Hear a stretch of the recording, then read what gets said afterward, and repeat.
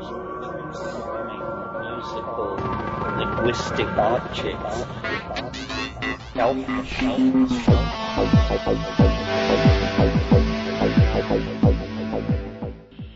Greetings from Cyberdelic Space. This is Lorenzo, and I'm your host here in the Psychedelic Salon. And today we have William C. to thank for his donation to help pay some of the expenses here in the salon. So, hey, thank you very much, William. I really appreciate your support. Now, where are we? Well, after last week's podcast with what was, for me, a new Terence McKenna talk, I just couldn't resist the temptation to begin listening to one of the tapes in the box of McKenna material that my friend Diana Slattery sent to me a couple of months back. Now, Diana and I had reconnected at the Psychedelic Science Conference after having not seen one another for a while. And, in fact, I can't even remember if we were last together at Burning Man or at a salon or another conference. Seems like we've known each other for a long time. But anyway, after talking with Diana, she said she had all these tapes of Terence McKenna she'd be happy to give to me. And so I got this big box filled with tapes from her, and some of them are talks that we've already heard, and there were a few professional recordings that were copyrighted that I didn't want to use here, but there were also a lot of old cassette tapes that she'd obviously recorded herself over the years, and it's one of those tapes that I'm going to begin the Diana Slattery phase of the McKenna material, for lack of a better description. So, hey, thanks again, Diana. Your years of recording and hauling these tapes around the country are finally going to pay off by you knowing that, quite literally, thousands of others of us are now the beneficiaries of your labors. Now, the first set of tapes that I digitized and will be playing this week is a 3-tape set that's simply labeled Shamanology, Mill Valley 1984. Now, considering that this was recorded on a personal cassette player back in 84, I think the sound quality cleaned up pretty well, well enough to use here in the salon, and hopefully you'll agree. Now, one of my favorite things about this particular recording, by the way, comes right at the beginning when Terence actually had to introduce himself and said that he was a philosophical gadfly and a shamanologist. But as you'll hear in just a moment, back in the early days of his workshops, and this is one of those times before, or is right about the time he was becoming the persona that we now think of as Terence McKenna. But back in the 80s, when there was really no World Wide Web, very little information on the net about psychedelics, well, he was probably the world's main source of information about psychedelic substances in general and ayahuasca in particular. And so you'll hear now how there were a lot of questions about the nuts and bolts of the psychedelic experience back then. But these are things, of course, you can find answers to now at arrowhead.org. Anyway, now let's join an intimate little group of early Terence McKenna fans and hear the great bard for ourselves at a time when he was just beginning to become a well-known personality on the psychedelic scene. And keep in mind as we listen to this talk that there weren't all that many people who were as experienced and knowledgeable about psychedelics back then as you are today. You know, back in 1984, all of a sudden I'm thinking of the George Orwell book, too. It's funny to say back in 1984, but in a way, doesn't it feel like we are back in 1984? Anyhow, back then, Terence's workshops were probably the main source of information. Now compare that state of affairs to the spread of this information today, and I think you may agree that it was a combination of Terence McKenna and the Internet, maybe, that we have to thank for the resurgence of knowledge about the role of sacred medicines in the formation of human civilization. At least that's my take on it, but enough of me. Now here's Terence McKenna. My name is Terence McKenna, and I'm a philosophical gadfly and shamanologist, writer and lecturer. Ruth assured me that you were so familiar with my work that probably we could handle this meeting as a dialogue after a short introduction to some of the things that I'm interested in. So we'll attempt that. I'll talk for a few minutes and then we'll see if we just can't sustain a conversation about the aspects of these things that interest you. If any of you have read The Invisible Landscape, which I am the co-author of with my brother, you know that it ranges over fairly hardcore chemistry and neurophysiology through the phenomenology of shamanism and on into a fairly extensive discussion of principles of ordering in the I Ching. But what I seem to find myself publicly lecturing about is the relationship of hallucinogens, especially plant hallucinogens, to shamanic healing in the context where use of hallucinogens is associated with shamanism. If you look at the worldwide distribution of hallucinogens, you immediately notice that there are several unexplained anomalies. Why is it that fully 80% of the world's known plant hallucinogens are concentrated in the Amazon basin, even though the flora of the old world jungles of Indonesia is equally rich? And Weston Labar and a number of people have written about this, trying to say that perhaps it is because the people of the Amazon are closer to the hunting and gathering pre-agricultural mode than anywhere else in the world. That for whatever reason, the peoples of the Amazon have developed the use of hallucinogens in curing and shamanism to a very high degree. And while a number of plant species are involved in the production of these various drugs, the chemistry of them is more simple than the botany. In other words, almost all of the hallucinogens in use in the Amazon rely on a monoamine oxidase inhibition to potentiate dimethyltryptamine. Now, in other words, monoamine oxidase is the enzyme system in the body which degrades monoamines, which would be serotonin, but also any introduced monoamines, which would be all alkaloids and many drugs.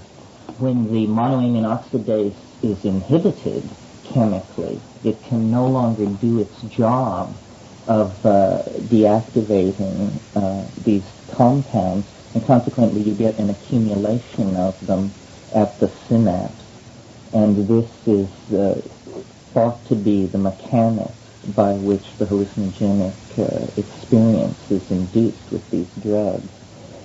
Since so many people here seem interested in curing, I think this morning I will, in these brief remarks, concentrate on one ethnomedical system, and then if your questions range out beyond that, that's fine.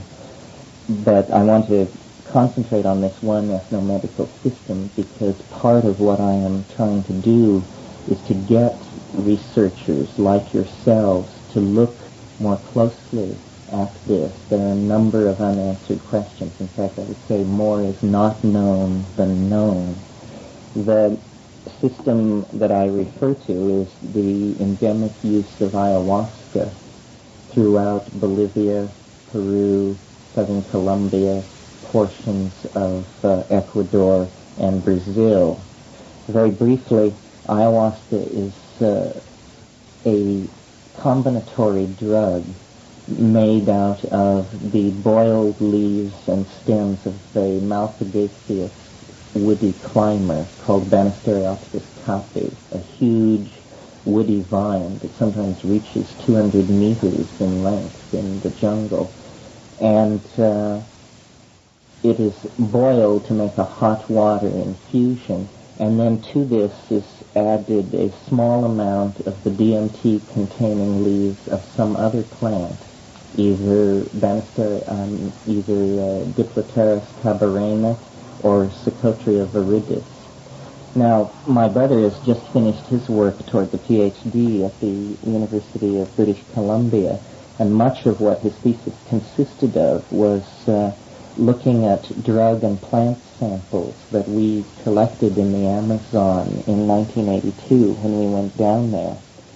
For over 10 years, Schultes and Bo Homstedt of the Karolinska Institute had published theories of the activity of ayahuasca, which stated that they believed it worked through monoamine oxidase inhibition, but this had never really been tested.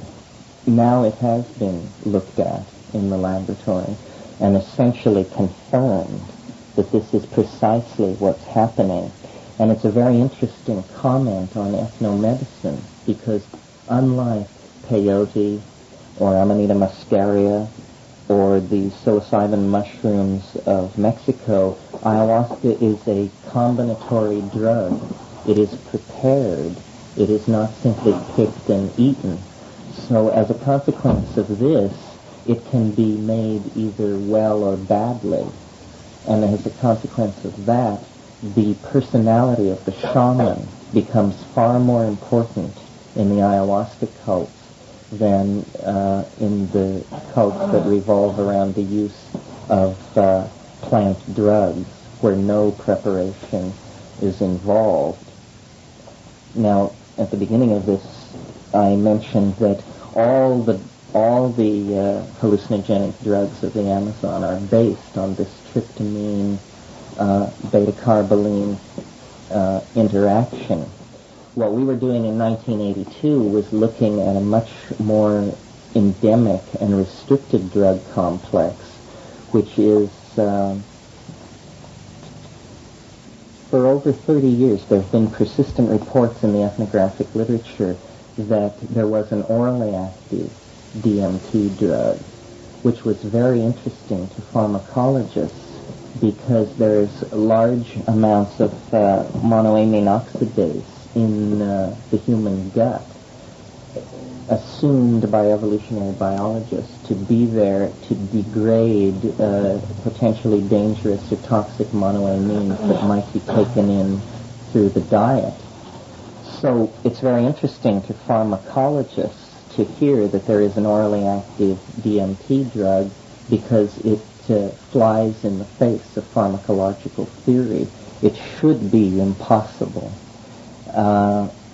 And the pharmacologists said that if there was an orally active DMT drug, then it must be complexed with an MAO inhibitor to make it work.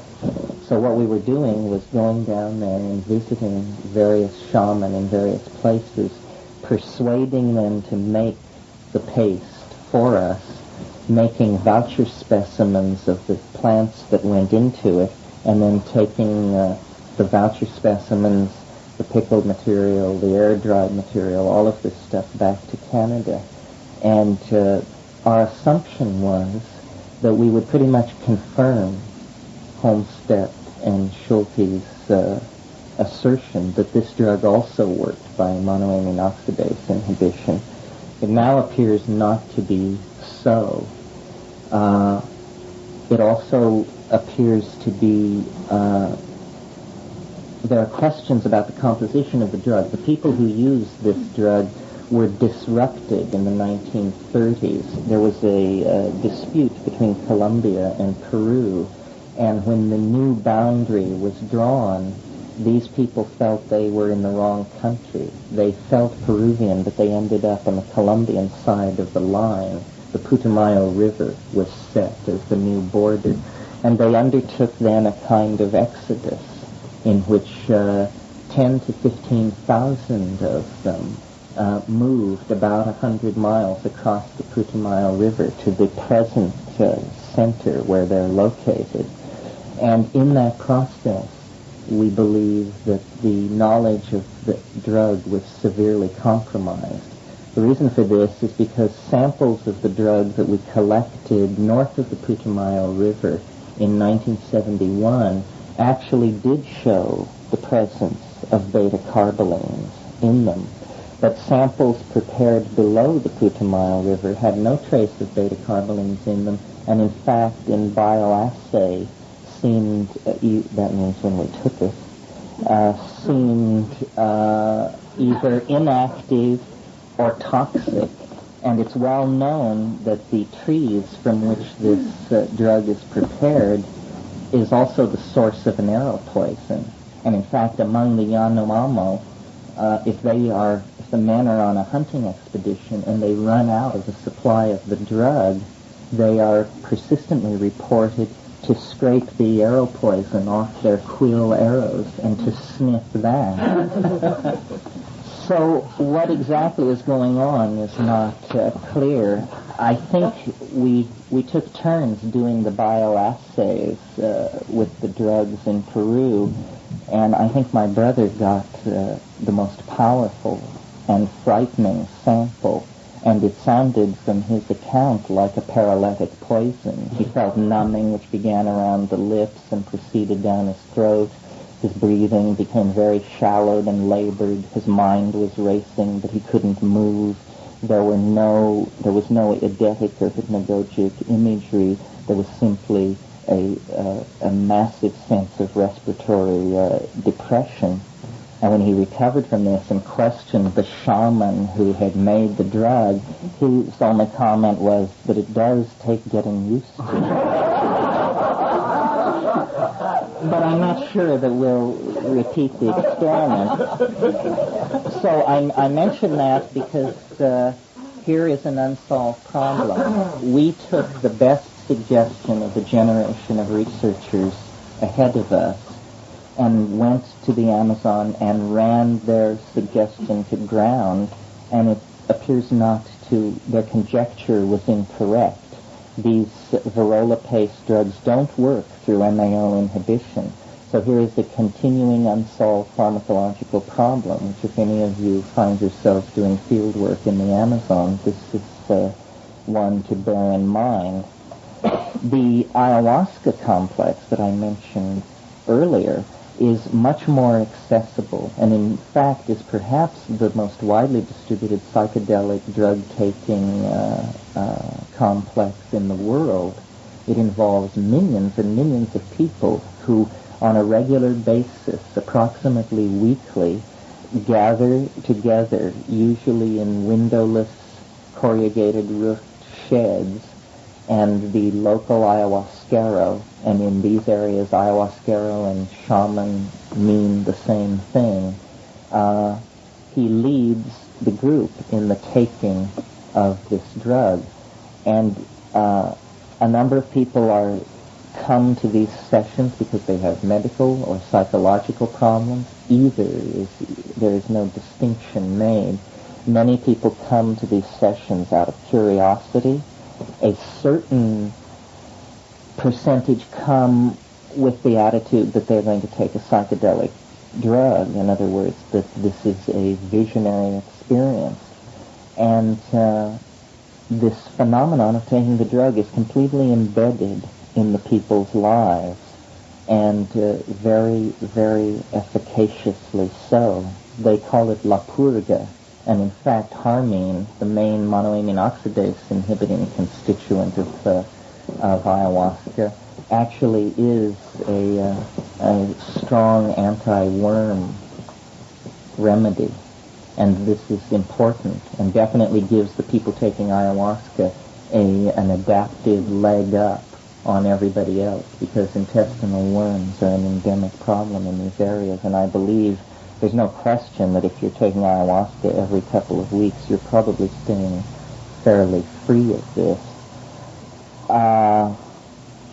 The curing scenario of the ayahuasquero is easily identified to the curing scenario of shamans worldwide. In other words, it consists of magical songs, the blowing of tobacco smoke over the body of the patient, the laying on of hands, the sucking on the afflicted part of the body to remove a magical object which may or may not be visible, the interpreting of visions, and this sort of thing. The ayahuasquero really functions as the hierophant for these groups of country people. And I might say a word about the context in which all this is happening. Though ayahuasca is used by deep forest Indians, and they have their own folk ways about it, it's really a mass phenomenon of displaced Indian and mixed mestizo population. What you have in the Amazon are relatively new cities, new if we mean by new, built within this century. Iquitos in Peru arose first as a consequence of the rubber boom. Any of you who saw Herzog's film Burden of Dreams, or not, Fitzcarraldo, got a good idea of what Iquitos is like. Pucallpa is a much newer city in the south of Peru, and is essentially 50,000 Indians have come out of the jungle to work in the sawmills and to create a tremendous pocket of syncretic foment where folk beliefs, shamanistic practices, languages are all in a state of homogenation, and very rich for those people to live in, very rich to do research in. And it was there that we found the ayahuasquero, who seemed to us to have the most, as they say in Hebrew, he was mamash, he was real, he was had a sense of existential authenticity about him. And then in the laboratory, we backed that up. His stuff was consistently stronger and better made than anyone else's. So Kat and I spent 6 or 7 weeks with these people. We just moved in with them. And we took ayahuasca as often as we could arrange to do, which was at least once a week and sometimes twice a week. And we can attest to its curative powers, because the peaks of ayahuasca taking were interspersed with the trenches of salmonella infection. And each time we got salmonella, we would ask the shaman to move up the next ayahuasca taking day, and that would give us about 3 days grace before the next bout of salmonella. It was a terrific problem. If you know what it is, you know what I mean. If you don't, you're lucky. So I can answer questions about this on many different levels. I guess before I open it for discussion, since so many of you seem to be interested in curing, I should describe, and maybe Kat can help with this, our impression of what is going on in the curing. Naturally, well, you have to talk about psychedelic drugs. I think the word psychedelic is maybe too broad, because it includes things which are very different from each other. It can include things as different as ketamine and mescaline. And certainly the tryptamine intoxication, if we can use that word advisedly, is very distinct from the intoxication or the immersion in the phenomenology of LSD or mescaline, something like that. In our cultural context, DMT is almost never encountered, and when it is encountered, it is usually smoked, and it's very, very brief. It onsets in about 45 seconds. It lasts 100 to 300 seconds, and then it fades in a few minutes. And it's this tremendously intense visual hallucinogen. Very difficult, in fact, to imagine anything more intense than that. Now, psilocybin, which is the active hallucinogen in mushrooms, is 4-phosphoryloxy-NN-dimethyltryptamine. It's well understood that the phosphoryl group is removed as it crosses the blood-brain barrier. This turns it into psilocin, 5-hydroxy-NN-dimethyltryptamine. 4-hydroxy-NN-dimethyltryptamine. And this is very close to serotonin. So close that it's reasonable to assume that these compounds are competing for the same sites of activity at the synapse. Now, though psilocybin cannot be directly changed into DMT, it's a two-step process, the structural affinities of them are very clear. What seems to be happening in ayahuasca is a very small amount of DMT and a lot of MAO inhibitors being used to activate it. And I should talk about these MAO inhibitors in ayahuasca. They are harmine, harmaline, tetrahydroharman, the family of compounds known as beta-carbolines. Now, beta-carbolines are psychoactive in their own right, but not hallucinogenic. Some of you may know the work of Claudio Naranjo, who used harmine and harmaline in therapy. But if you study his work on the subject very carefully, it becomes clear that fully half of all the human descriptions of the psychoactivity of beta-carbolines come from one subject. And massive doses had to be given. They were giving 10 milligrams per kilogram in some cases to elicit even low eidetic activity behind closed eyelids. So to call it a hallucinogen is perhaps a misnomer. One of the things that my brother discovered that seems fascinating to me is that in vitro systems, meaning in test tubes, ayahuasca brews that we brought from the Amazon were found to be 1 million times stronger for MAO inhibition than they needed to be. When he diluted these things to 1/1,000,000th the strength that the people were taking them in the Amazon, he was still getting 80% MAO inhibition. So what seems to be happening, if we can extrapolate from in vitro to in vivo, is that they are way overdoing the amount of MAO inhibitor you need and just barely sidling up to enough tryptamine to potentiate the hallucinogenic activity. When you take ayahuasca, first, after about 30 minutes, you feel a kind of calmative effect, which if you've taken a large amount of it, can actually become almost the beginnings of a light anesthesia. And then, in darkness, under the influence of these ikaros, these magical songs, the hypnagogia begins to weave itself, and it is not sharp-edged, bright, geometric kinds of hallucinations. It's much more, as he says in his thesis, the colors of the forest floor, rich ochres, olive drabs, warm browns, dusky oranges, all very impressionistically put together and very much subject to audio control. The ikaros, the magical songs, are actually technical tools for controlling the fabric of the hallucination.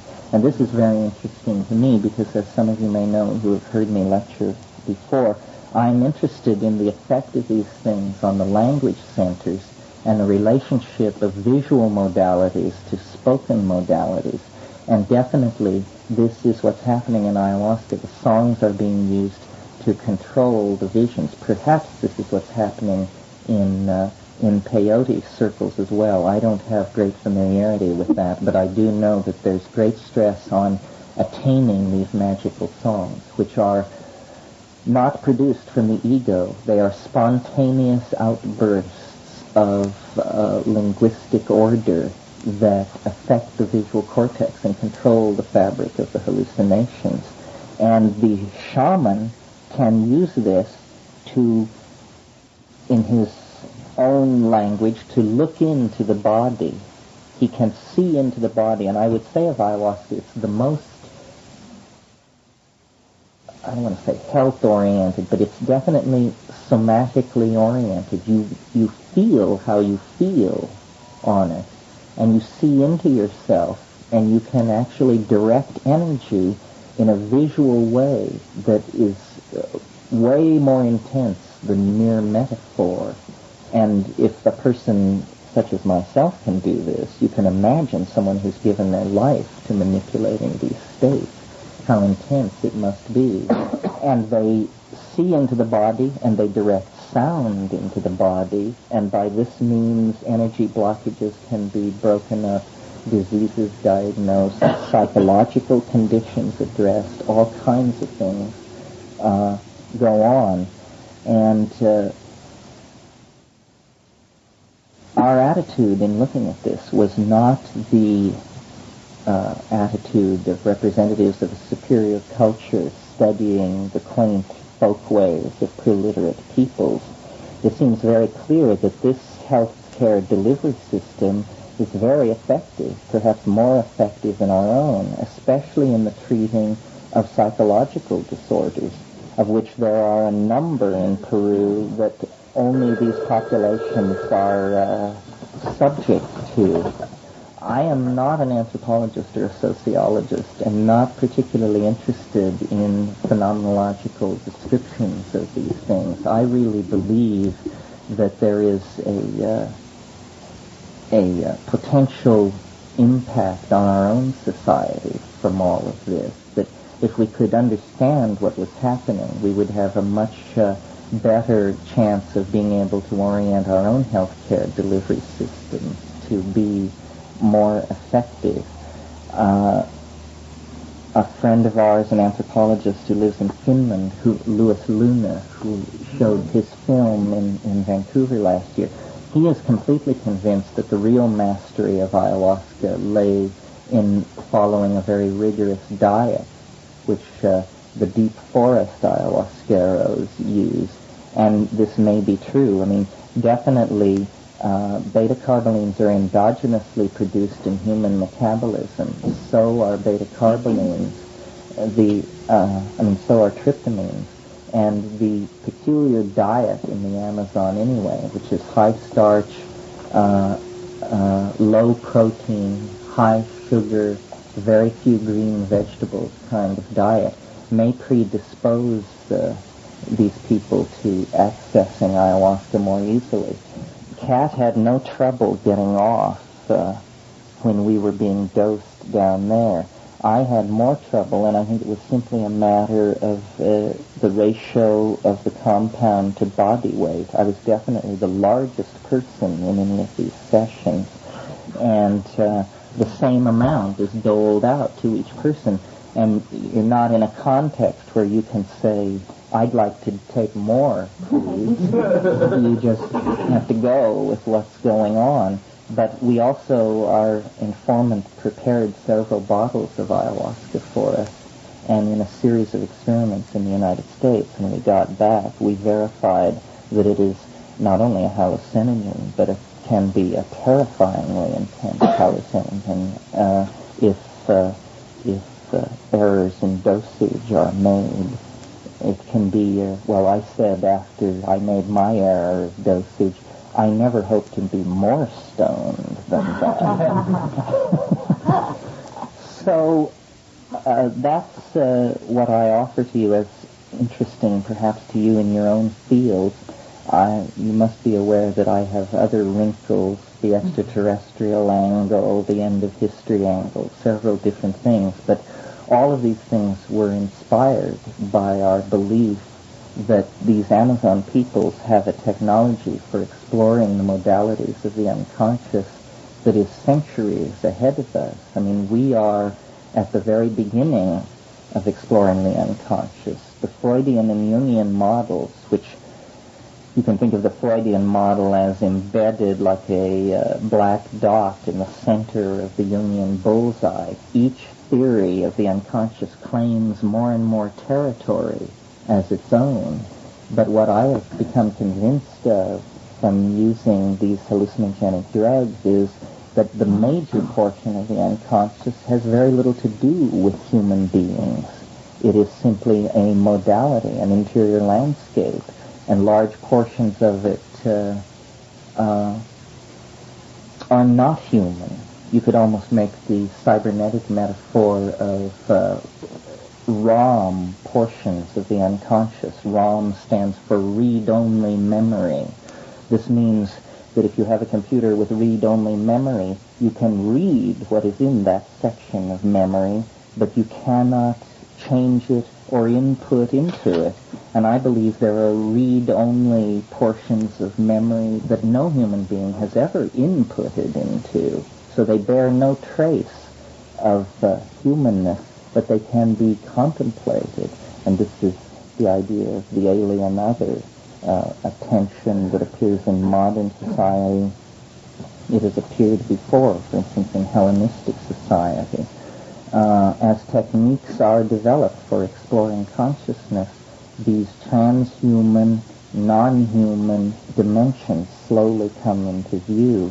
It appears to be a co-equal dimension of existential validity, which our cultural and linguistic programming has blinded us to rather severely. Now, of course, we're returning to look at it again in the larger context of the entire intellectual thrust of the 20th century being an effort to recapture and understand archaic forms of thought. This is why our fascination with the unconscious, with drugs, with shamanism, with forms of art like cubism and this sort of thing, because we are trying to give ourselves cultural balance by harking back to a time in ilio tempore, a sacral time, a time before history. And these drugs are the means to do that, properly understood. Our problems on this end are simply the baggage of cultural and legal and conventional assumptions about what these things are. I think there's a great deal to be learned from these shamanic societies and conventions. However, I call myself a shamanologist to set myself aside from the people who claim to be shamans.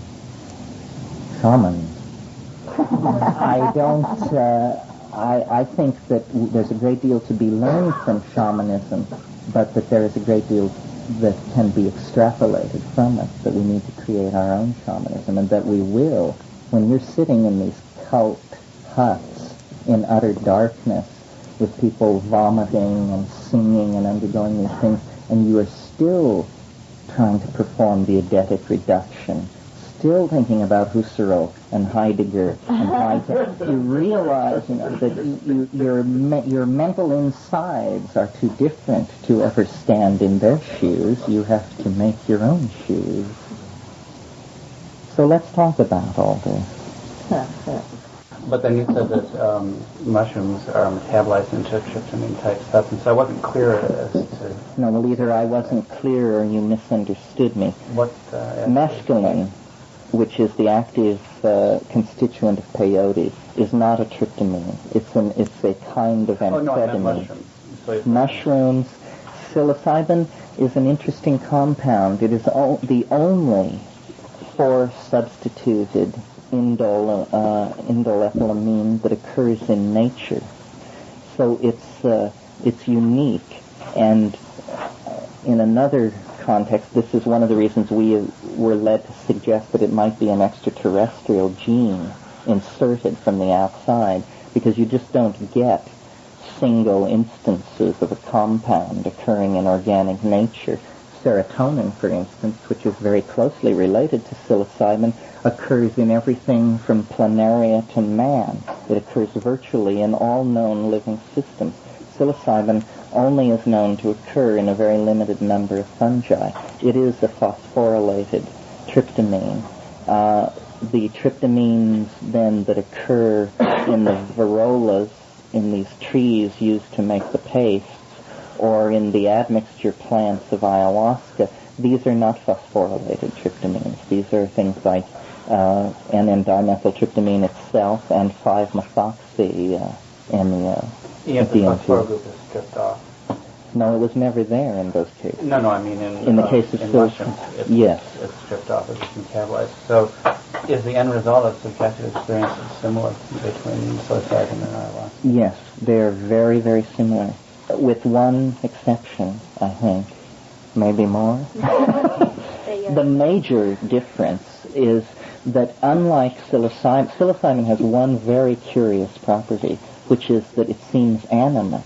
you contact an organized intellect of some sort very easily. It speaks to you. I've compared it to the logos of Hellenistic syncretism. It seems to be a psychic component not under the control of the ego. And this is very curious, frightening to some people.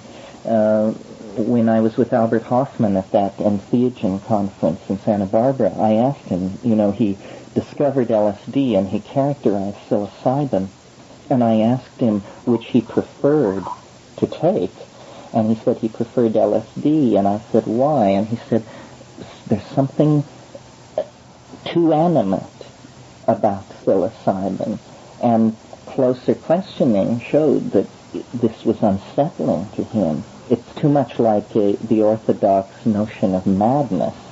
Having a dialogue with an independent voice in your head is quite unsettling to a certain sort of person, I think. And you don't have the same experience with ayahuasca? It teaches. Do you want to say something about it? I think that ayahuasca has the feeling of some kind of entity in it as well, but it doesn't particularize like the little creatures who can come at you and bombard you or whatever. And psilocybin is sort of more amorphous, very large and very gentle.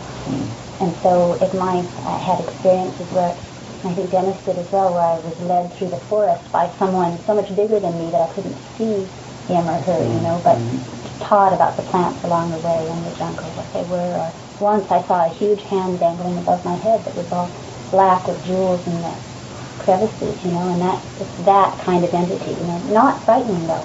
I didn't ever find that frightening. The rushing, the coming of it at the beginning when people vomit, when they have a very strong seasickness, that's what they call it, la marea, very strong seasickness at the beginning, that scares some people. And you quake.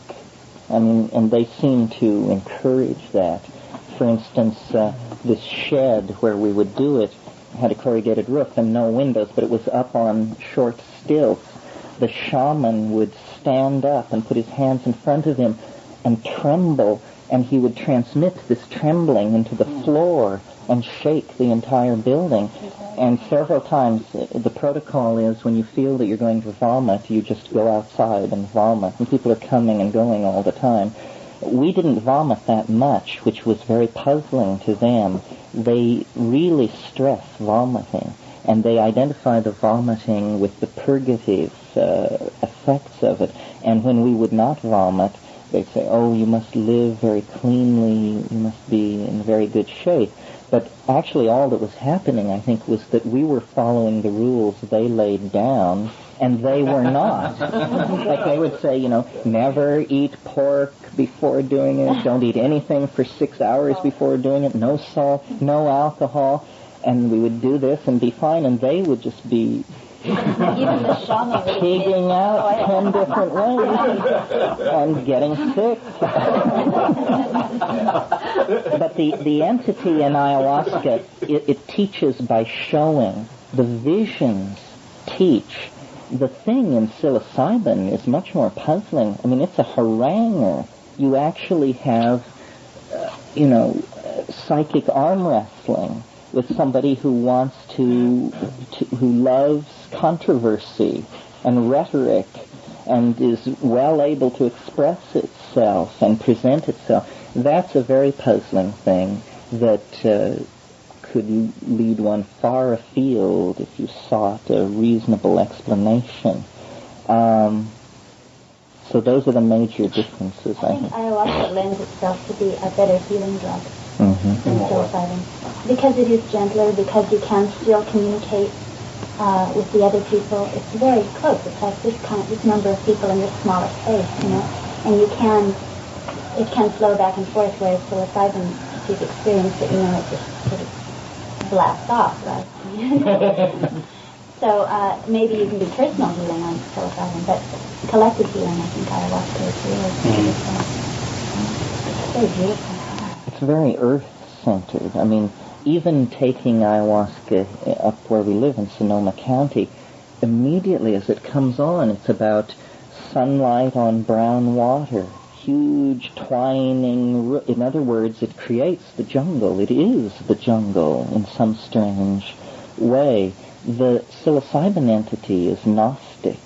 It points to the center of the galaxy. It talks about ending history. It's full of a sense of crisis and the need for activity and humor, but this intense desire for change. It is not a drug of acceptance, It wants transformation of a very radical sort. The ayahuasca seems to integrate, especially into that environment. The major alkaloid fraction of ayahuasca is harmine, which was a beta-carboline, which was first isolated from Syrian rue, the giant Syrian rue, Pergamon harmala, and that's why it's called harmine. Before enough was known about the compound in ayahuasca, to realize that it was the same as the compound in Pergamon harmala, it was called telepathine, because the early explorers, Villavicencio and Koch-Grünberg in the early years of this century, reported that the people were inducing states of mass telepathy. And there is some reason to think that this might be true in some sense. In other words, these people live in a state of semi-telepathy anyway. If you can imagine a hunting-gathering tribe of 30 people moving through a vast rainforest with their children and their elders, the notion of the super-expressed individual that we take for granted is not really there. There is more a sense of the unity of the group. Then, when the elders get together and take ayahuasca, there is a kind of melding together to obtain consensus and also information impossible to obtain any other way. For instance, weather information. Shamanism is always related to weather prophecy, and it's always been assumed that this was just a wing and a prayer, or that they were super sensitized to environmental clues about weather change. But also things like game movement. This is very important to know. And for all of these things, ayahuasca was invoked and used. I want to go back to something you said about the personality of mushrooms. I think it's an interesting political comment that mushrooms should be growing here in this country, which is so apathetic and really needs a kick in the ass, I think, to do something, and that we don't have a more gentle type of drug here that's endogenous. And also we don't have a collective format to use it in. So people have to experiment individually and gradually come to the decision to experiment collectively. Two things. Let's see. First is you describing your brother's experience reminded me of Michael Harner's description of his ayahuasca experience. And he said, after, I guess, going through a kind of death-like experience, that's why they called it the Little Death. Mm-hmm. And the other thing was that he said that in their preparation of ayahuasca, there was some tree datura. Did you find that? Tree daturas, arboreal daturas in the subfamily Bergmansia are used in certain areas, rarely, and not in these public gatherings of people. Tropane alkaloids are notoriously difficult to control, and that would be more within a context of brujeria, of real sorcery and witchcraft, and generally tends to be more montane, a phenomenon of the mountains, especially around the valley of the Sibundoy and those places. We grew Bergmansias and have them, of course, but we never combined it with ayahuasca because knowing just what the tropanes are like on their own, it seemed very dangerous. You know, some tropanes make you sweat and your heart race. Other tropanes make you fall asleep and your body temperature drops and your respiration falls. And it just seemed like a dangerous area. There are a number. One of the interesting chemical frontiers of all this is these admixtures. In other words, you have the basic ayahuasca, the boiled stems of Banisteriopsis caapi. Normally what's added to that are the leaves of Psychotria viridis, a rubiaceous bush related to coffee, which has a great deal of DMT in the leaves. In the northern part of the range where this drug is being made, where it is called not ayahuasca but yahe, brunfelsias, which are also solanaceous plants with very high molecular weight terpenes that have defied characterization. They are sometimes used. But we knew Tim Plowman, and he's the only non-Indian person ever to take brunfelsia, and his description of it, it sounded like, his life hung in the balance for 36 hours, and he didn't know whether he would make it or not.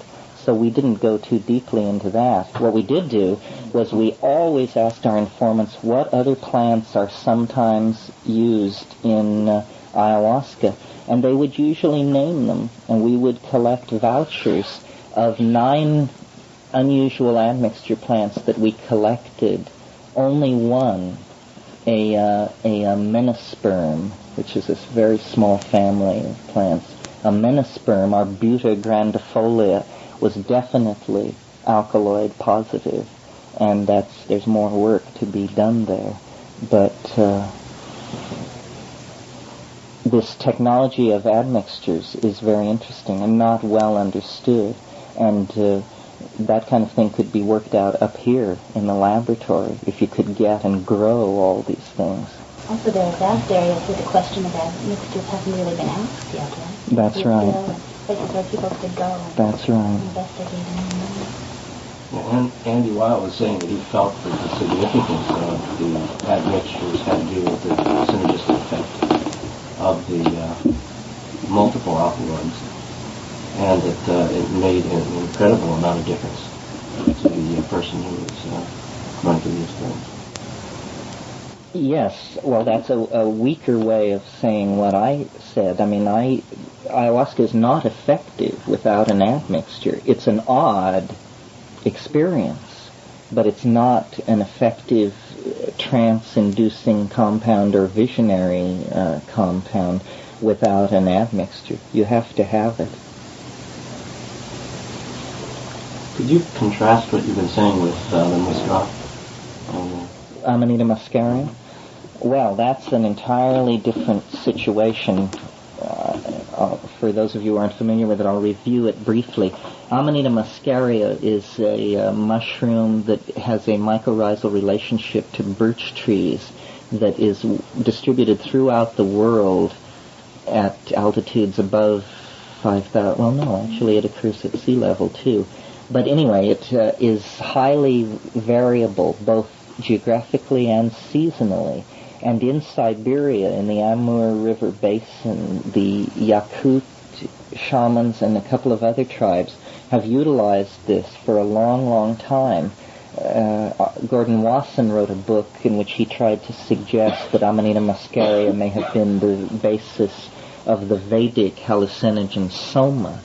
The problem with Amanita muscaria, which he freely admitted, is it is very hard to get satisfyingly loaded on it. It is not consistent, and we don't know. There have been various suggestions made that you must roast it over a fire to create a change in its chemistry, that it must be pounded with milk curd. Apparently readings of the Vedas seem to suggest that whatever soma was, it was pounded with milk curd. People have even come forth with chemical theories to show that the active agent in Amanita muscaria, which is muscimol, is very closely related to the active toxin in Amanita muscaria, muscarine. You can decarboxylate muscarine to muscimol using the enzymes in sour milk. So it might be possible to incubate Amanita muscaria in sour milk and turn the toxin into more of the active agent. Is that also toxic? Well, sure, you have with any alkaloid or what's called an LD50, which is the horrifying concept that I don't need to go into.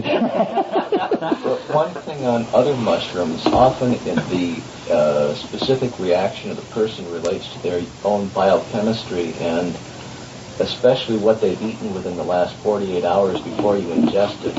You can get semi-toxic effects from certain mushrooms. For example, if you drink wine, even very common ones like morels, that it varies from person to person. So that could be an additional factor, too. That's right. There's a Lepiotis species, which if you eat it, it's perfectly harmless. But if you have very much alcohol in your system, it's fatal and irreversible. Another thing to bear in mind is that there are a number of monoamine oxidase inhibitors that occur in foods. Certain foods are high in these things, and for instance, soft cheeses, bries, and camemberts are just loaded with tyramine, which is a monoamine oxidase inhibitor.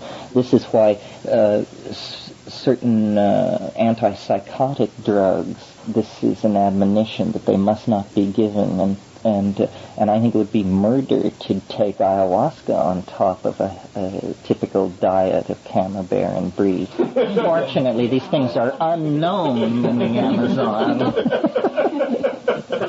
Berkeley would have a real hard time, though. Yes, in Berkeley it would be tricky to keep track of yourself.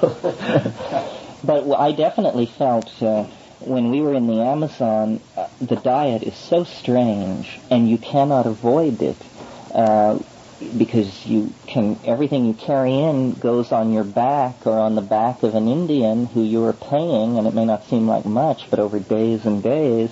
So there's always an effort to eat off the land. And my God, if you've never been in a tropical jungle, people have the notion about a tropical jungle that it's just full of food, wonderful things to eat, all these plants and things. But you see, the Amazon has been above water 220 million years. That's 220 million years of uninterrupted evolution of a tropical ecosystem with ample water supply. So that means every ecological niche is occupied. Protein is at such a premium that there is no protein. You could starve to death in the Amazon. There is no protein. Chambers, who's the world's expert on the tropical rainforests, estimates that in the Amazon, 96% of all utilizable organic material at any given moment is in a living system. In other words, only 4% of the organic material is not at any one given time in an organic system. What that means in practical terms is that a leaf falls. 10 minutes later, it's gone. The leaf-cutting ants, the this, the that, it just sucks it right up, And minerals in free suspension in rainwater, they estimate the average flow distance of an ion in rainwater is something like a centimeter before it's uptaken into a living system. So there is no food in the Amazon, and this is one of the reasons why coca is so popular. Coca in the Amazon is not a drug. It's one, a food, and two, an appetite depressant. And this is what they are, and people, no matter how deeply you go into the Amazon, people are outraged at the notion that coca could be thought a drug. A drug is something bad. Coca is wonderful, So, it's a very tight ecosystem with very little elaboration of protein, and that's why the search for food plants has been so intense, and perhaps why so many drug plants have been discovered, because every single thing has been tested again and again for its effect as a food, a poison, a hallucinogen, because everything is to be utilized. Mm-hmm. When you mentioned the use of the magic songs and the directing of the group experience with ayahuasca, you mentioned that you're interested in the relationship between the visual experience and language studies. Do you think that it's the linguistics per se, or do you think it's sound? I mean, I think frequency versus linguistics in terms of semantics, that that has the guiding power? Would you have a feeling for that distinction? Well, is it possible for a human being to make sounds which do not reflect syntactical deep structure of language? I mean, in other words, we're so hardwired for language that in any extended vocalizing, a Chomskyite would be able to come and find the linguistic structure of it. I'm not sure. I think this is a really interesting question because you have input through the senses. You have one sense perceptor which is geared to transduce audio input, and one which is set to transduce visual input. But it's probably something about the way these perceptual systems have evolved that they divide the incoming input. Actually, all that's happening is that you're moving through a multi-leveled wave system of various kinds of inputs, which you are transducing into tactility, vision, and sound. I think this is a very interesting area for research. Just recently, someone sent me an article which I thought was very, very suggestive. It occurred in no less respectable a place than Martin Gardner's, or the amateur scientist column in Scientific American. But they were pointing out in there that if you can sustain 100 hertz hum with your voice, you can actually make an electric fan appear to slow down and stop. You can also cause roll lines to appear on a TV set.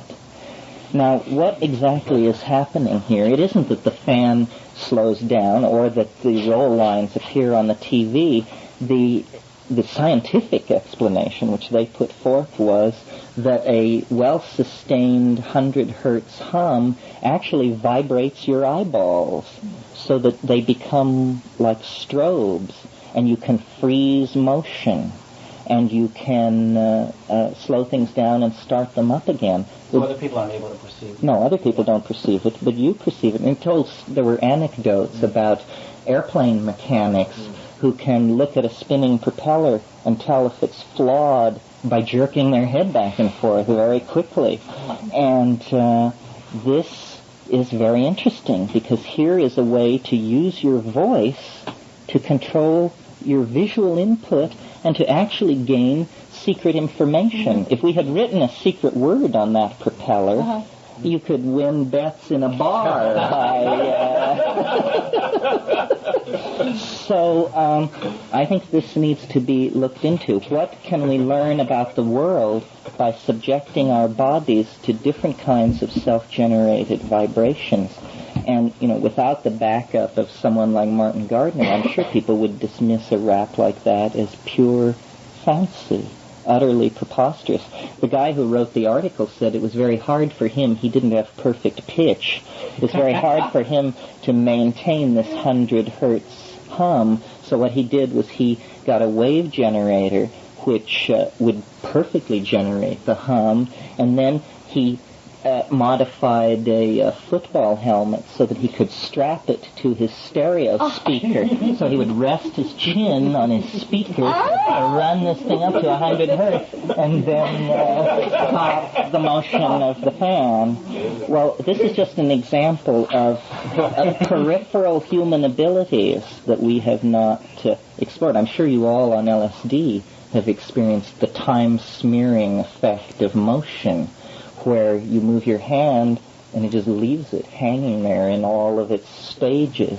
And people will say, well, your retinas are simply not quenching the previous image. There's some problem in the something or other. But the effect is to smear the psyche in time, because the psyche is defined largely by the way the sensory inputs are interpreted. So I think these linguistic phenomena are very suggestive of special abilities. I've said many times, you've probably all heard me say it, Philo Judaeus, who was an exact contemporary of Christ, born before, died after, was on a bug about what he called the more perfect logos. And he said the more perfect logos will be beheld rather than heard, but it will go from being heard to being seen without ever crossing over a quantized point of division. Now that suggests that hearing and seeing are just two ends of a continuum, and that your eyes slot you into part of that spectrum, your ears slot you into another, but that it's really a continuing spectrum. And the evolution of this more perfect logos is my hope for psilocybin, that this can become an experience for people, a kind of Ursprach. You may be aware of Robert Graves' book, The White Goddess, where he talks about a perfect poetic language that predates history, a language of poetry so intense that to hear it was to understand it. It required no conventionalizing of cultural context and dictionary. It was so laden with existential validity that to hear it was to understand it. We have very few articulations like that left. Perhaps moans, screams, and howls are the only words. The Icaros. And they're in varied Peruvian Indian dialects, and yet when you're taking ayahuasca and they're taking it and singing them, you can understand them, even though you've never heard the language before. Did you get validation from that, from the other people later? Yes, all of us who couldn't understand the language all felt very deeply that we were having images which jived with each other that we were getting. And did they then jive with the images of the people? That's harder. It's hard for them to talk about that, those people, because they are magical times. They don't analyze them in non-magical time, you know. Mm-hmm. Did you get any cross-validation? Yes, we did. We had, back to you talking about the telepathic aspect, yes, we did have telepathic moments that had to do with the songs and had to do with the visions, but where we all recognized at one point, we and the environment outside all recognized the encroaching presence of death, some kind of death element. It was just outside the building. The baby cried, a dog howled, the clouds went over the moon, and everybody got a big chill. You know? I just did. and the shaman jumped up and commanded all of us in a way to go with him, and then began hooting it away, you know. And it took some minutes, and then it was gone. And all in one moment, everyone just laid back and heaved a sigh of relief. That was a very telepathic moment that was not conducted in any language common to everyone there, you know. What was your experience when you took it after having salmonella? And what experience that will connect to having had salmonella? I mean, just what did it feel like when you'd have salmonella and then take ayahuasca? Yeah. I'm wondering if there were things that you experienced during the ayahuasca trance that were you definitely connected to having salmonella and resolving traveling through your organs, traveling through your bloodstream, being in your stomach and in your guts, recognizing, like on a tiny level, I mean, being a molecule traveling through, you know, seeing the little yellow enemies or whatever, all of those things happen, you know, the healing on that level you can do to yourself very well, and it just felt like it just flushed it all out, like just the awareness, the deep awareness that we got in ayahuasca made all the bad invaders go away. And then they would be gone until we ate the food. Right. It's very much like what Palantir is doing at UC in their behavioral medicine clinic. But they're not using any drug-induced trance, it's just meditation. Yes. Mm-hmm. Yeah. I wonder if you'd comment on the relationship of what you're talking about to psychedelic synesthesia with, say, things like LSD. You mean by psychedelic synesthesia, you mean fusing of the sensorium under psychedelic drugs? The initiation of visual phenomena by sound. You mean, do I think that happens on LSD? What you're talking about in ayahuasca. Yes, pretty much, except that it's controllable, you know, and in fact, that's almost too restrictive a term. It isn't that the sound controls the visions, it's that the sound is the visions. And if you want to change the vision, you must change the sound. And so you actually can take control. Ayahuasca is wonderfully suggestive, and can be led in a way that these other things sometimes can't be. For instance, one of the most puzzling things that it can do is that you can suggest a motif, for instance, Art Deco, and it will just go to that and flood you with millions and millions and millions of objects, all perfectly exemplifying this very constrained artistic style. And then you can say, no, attic vases. Let's do attic vases. Thousands of them, more than there must be, you know. And then you can say, okay, now do one that now surprise me.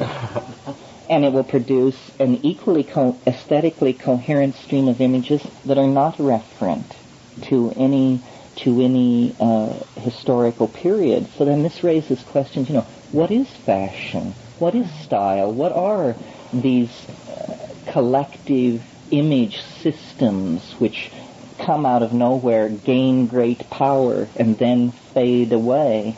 And how is it that a drug can command them out of the single human mind? What does it mean that on a psychedelic drug, one person can see more art in an hour than the species has produced in 10,000 years? What does that say about how effectively we are accessing our souls? The potential then is so great. You prove it to yourself, It's very frustrating to imagine that kind of beauty, those depths of ecstatic revelation are that accessible to the individual and so totally hidden from us as a group. How can the potential be tapped in our time?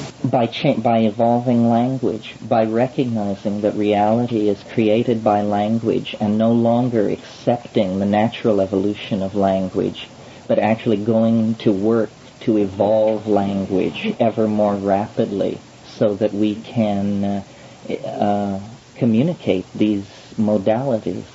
I think that's a lot of what's happening here in these kind of meetings of trying to put together someone expressing these experiences that doesn't totally violate them and rip them apart. It's a very long process creating a new language. You mentioned at one point transcending the ego, what some of these people experience, whether in a specific healing event for each person, or was it a collective event that happens when you get off, or I ask this because I think it's very intimately connected with what was just mentioned here, as to the evolution of language, and the tapping of our potential has to do with transcending the ego and its expectations and its linguistic set, mainly. And its control over what we experience. Yes, language has not been examined enough, it seems to me. All the argument over man's place in nature and that sort of thing doesn't take cognizance of the fact that if you want a miracle, then language is the thing to look at, because we know that our genetic component is only 3% or something removed from chimpanzees and this and that. But this thing that we do with sound and meaning is of an ontologically different order. And I am not sympathetic with the people who want to blur the distinctions and say that dolphins talk, ants talk, bees talk. They may communicate, but this is a very different thing, what man is able to do, because for 50,000 years or so, the species has not been evolving in the somatype. The somatype is relatively steady. What is evolving is culture. And what culture is, really, is language. Culture is merely the epiphenomenal accompaniment of language. So it is the evolution of language that is changing. And all our ontological, all our religious ontologies in the Western tradition, the insistence on the coming of the Word into the world, the Word becoming flesh. In a sense, man is the Word become flesh. And what all this leads to, I'm not sure. I often like to think that our map of the world is so wrong that where we have centered physics, we should actually place literature as the central metaphor that we want to work out from. Because I think literature occupies the same relationship to life that life occupies to death. And I don't think very many people have thought of it in those terms. Mind elaborating, please, on that one? True testimony of the word fruit. Well, in the sense that a book is life with one dimension pulled out of it, and life is something which lacks a dimension which death will give it. I imagine death to be a kind of release into the imagination, in the sense that for characters in a book, what we experience is an unimaginable dimension of freedom. And this is why people like James Joyce, though arcane and difficult to pierce, seem to me central to understanding this, because they're saying something about the relationship of books, reality, and death, that this is a cycle of expansion and understanding that is happening through language. At one time there were no books, and I think what you're saying is extremely perceptive. At the same time, I think there's a meta problem with it, which is that if you take a metaphor of literature, what you've done is you do the same thing that we're doing all the time, which is trying to abstract one element that is a central metaphor. It seems to me the central problem we're in is that it's very difficult for us to give equal emphasis to all possible metaphors, all possible a physical metaphor, a biological metaphor, a psychological, literary metaphor. And the problem is we focus too much on one thing, and we're unable to express, not unable, but having great difficulty in expressing a totality. Well, see, what you want is a theory of being true to experience. And what we have by centering physics is a theory of being true to itself, meaning physics doesn't contradict itself. They go to great pains to make sure that doesn't happen. On the other hand, the models that it offers bear no relationship to anything anybody can see, experience, know, or understand. So somehow an explanatory vehicle was chosen which explains something, but nothing with any immediacy. And right. Well, what I'm saying is to draw in other things, but not to, say, push out the quantum physics model, but to integrate all of them so that you've got a more comprehensive view and not trying to select one over the other.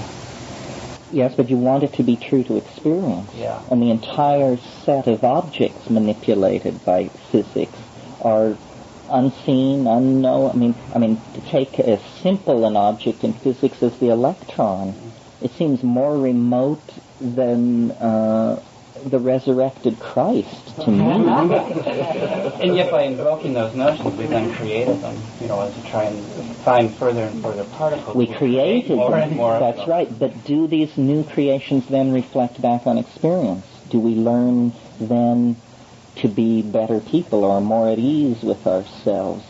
And it seems the answer is no. We just unlock more and more demonic levels of power. But that's the contradiction that physics produces in itself. How they're trying to find a unified field theory for it. But what we need is a unified social theory so that we don't cause our extinction. You're listening to the Psychedelic Salon, where people are changing their lives one thought at a time. A uniform social theory so that we don't cause our extinction. Now, hey, that's something that, as Terence said, we should have our best people working on. And I guess that is exactly what you are doing right now, so press on. Just be sure that it includes having some fun, because sometimes these head trips can wear us out, don't you think? Now, since you may not remember it from one of my earlier podcasts, but at least once before I've mentioned the story that Paul Stamets told about the Amanita muscaria mushrooms. I wish I had permission to tell the whole story of how he learned this fact, because it's one of the funniest mushroom stories I've heard. But the bottom line is that apparently the active ingredient in the amanita is not always equally distributed in the cap. As I remember the story, you could have 3/4 of a mushroom cap be totally inactive, but the other 1/4 could knock your socks off. And, of course, you can find a lot more about this at erowid.org, should you be interested, EROWID.org. Now, rather than add any more of my own comments right now, I'm going to first pass along a couple of announcements and then get on with the editing of the next tape in this series and see if I can get it out before another week passes. But here is part of an email I received from Brian Duffy, and I think it may be of interest to some of our fellow saloners, maybe even to you. Here's part of what Brian had to say. I am an avid follower of the Psychedelic Salon podcast and a big fan of Terence McKenna. After listening to dozens of hours of tapes and reading all of his books, I started to wonder why none of his fellow scholars had attempted any sort of big Terence McKenna biography. There's plenty to piece together from his talks and books, but only small paragraphs of actual biographical material out there. Are you aware of anything more substantial? Well, as I told Brian, I'm not personally aware of any efforts like that at this time, but I'm passing this request along to see if maybe some of our fellow saloners or even you know something like that might be in the works. Now, my final announcement is one that I hope you take action on. This is my 240th podcast from here in the Psychedelic Salon, and on each and every one of them, there's been another person whose voice you've heard in the background. And that's my dear friend, Jacques Oliver. And as you know, Jacques is the man behind the musical group Chateau Hayuk, whose song El Alien is our theme song here in the salon. Now, what you may not know is that Jacques is also the caretaker gardener at Terence McKenna's old house on Hawaii. And along with Finn, they're restoring the garden to its original condition. However, due to a stroke of bad luck, Jacques now needs to raise some money in a hurry and is trying to do so by selling his new CD titled Nature Loves Courage. And that's all one word, by the way, Nature Loves Courage. And it's available as an MP3 download at www.cdbaby, all one word, cdbaby.com, which is the musician's site there. And I'll put a link directly through to the CD with the program notes for this podcast. But over the years, I've had a lot of requests about Jacques' music, and his Chateau Hayuk CD that our theme music came from is out of print. But at last, now you have a chance to hear what he's been up to these past few years. And by the way, there's even a transmix of our theme song on his new CD. So if you can, it would be really cool if you can give Jacques a helping hand, and I'm also sure that you're going to enjoy his new music. And as soon as I can get my own act together, I hope to do an interview with Jacques from Terence's house and also get a preview of his music for you as well. Well, that's going to have to do it for today, and so I'll close today's podcast by reminding you once again that this and most of the podcasts from the Psychedelic Salon are freely available for you to use in your own audio projects under the Creative Commons Attribution Non-Commercial Share-alike 3.0 license. And if you have any questions about that, just click the Creative Commons link at the bottom of the Psychedelic Salon webpage, which you can get to via psychedelicsalon.org. And if you're interested in the philosophy behind the salon, you can hear a lot about it in my novel, The Genesis Generation, which is available as an audiobook that you can download at genesisgeneration.us. And for now, this is Lorenzo signing off from Cyberdelic Space. Be well, my friends.